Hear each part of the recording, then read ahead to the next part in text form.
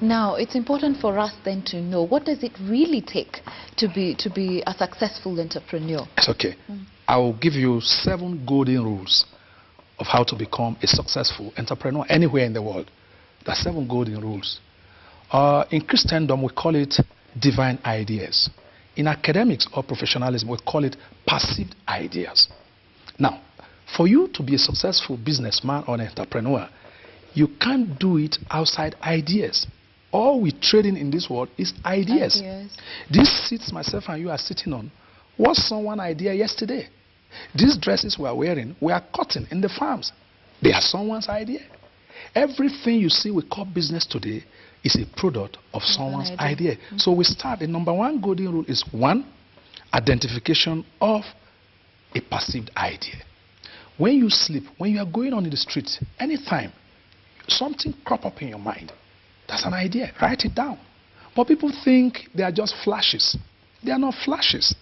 Those are information coming from your creator telling you, hey, my daughter, you are going to be successful if you execute this idea. One idea will be coming severally. You are not thinking of it. It just crossed through your mind. It's called perceived idea in academics. In the kingdom of God, we call it divine ideas. Divine because it comes from above. It's not what you are thinking. It just come across. So you start by having an idea. When you have such idea, if you don't graduate it to critical thinking, it will die. So when you have an idea, you graduate it to the next stage of critical thinking. People don't think, so they stink.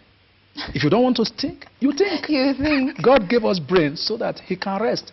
But people are disturbing God. God, give me money. God, give me Kenya shilling. They say, my daughter, go and think. I gave you an idea. You've not thought about it. You are asking of money. You can't get money without thinking. So, 2, you graduate that idea to thinking. 3, you have to document that idea. You know, let me go back to the Bible. In Habakkuk chapter 2 verse 4, they said, when you get a vision, write it down. That you should document so that those who run with it, we read it. If you don't write things down, you forget. What I'm saying now, if it's not been recorded on the video, if nobody is writing it down, when we finish this show, you can't get, the most intelligent man on the earth will get 25% of what I've said. Except myself who's saying it now. The most intelligent will remember 25% maximum. So you need to document so that you go back. If not, you forget. That's the 3rd stage. People don't document their ideas.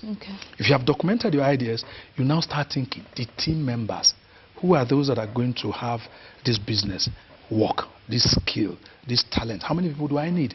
Myself and you now are having a show. I can't do it alone here. You are interviewing me, I'm giving you answers. And so 2 of us, other people are behind the scene that people are not seeing now. You know, I got in here, I've never seen this type of lights. I counted the lights, they're about 50 something. I said, wow. I started asking myself, I saw channels 118 something. Are these channels? I said, I'm going to ask you when we live here. So people need to have a team. But you see, Africans don't want to work as teams. Everybody wants to be a managing director of one small shop. And that shop cannot generate 100,000 Kenya shillings. But if you agree to be a member of a team in another organization where you bring your value added, you can be number 10 out of 1,000 and you become a billionaire. Isn't it better for you to be number 10 out of 1,000 and having 1 billion than for you to be number 1 in your team and you can't raise 1 million? So, but people don't want to work together in teamwork.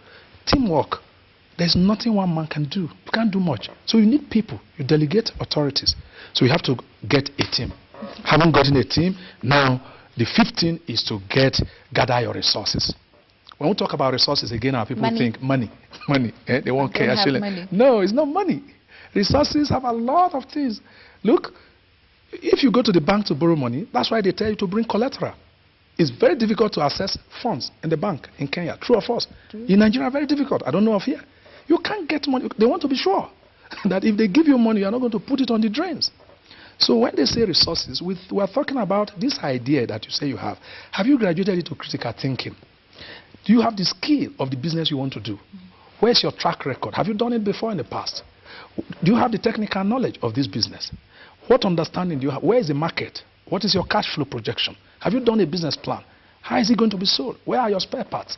All those are resources you need to put together. Who will be your human resources that will back up this project so that it doesn't fail? We have a lot of abandoned projects in Nigeria and in Kenya here. I saw one building, almost very tall building near Yaya Center. Is there about almost 15, 18, no human being is inside that building. That's wasted resources of the economy of the people. Money is the very last thing you need to do business as an entrepreneur. If you don't have all those other criteria I've given you, money will not work. If they give you money and you don't know what to do, you waste the money. Right. So you get the resources. And then number 6, you decide ownership. Bring 2 Asians together. They will go up. Make them 3. They further graduate to a higher level. If you bring 2 Kenya girls together to do business, they fight because of Kenya shillings. It's the same in Nigeria. So you need to decide ownership so that there will be no fight. Who is going to own this business? Is it you or me? Or are we going to own it together as partnership business? Are we going to have different companies and we run with a special purpose vehicle, SPV, or an MOU, Memorandum of Understanding, so that we don't fight? If you decide ownership from the onset, there will be no fight as a company grows. Okay. Because once money comes in, people want to subcharge their partners. No. Decide ownership from when you got this idea. This is the idea God gave me. I don't have money. You bring your money. I bring my idea. Bill Gates, when he was starting Microsoft, need to borrow $200. His classmates were laughing him to scorn. But the young man that gave him $200, I'm told, is a multi-billionaire today. Can you share your dream with someone? Can you partake in someone's own dream? So you need to decide ownership so that you don't fight. If you have these 6 criteria together, you create wealth. Those are the 7 golden rules. I run through it again. Perceive the idea, graduate it to critical thinking. You document the idea so that you don't forget.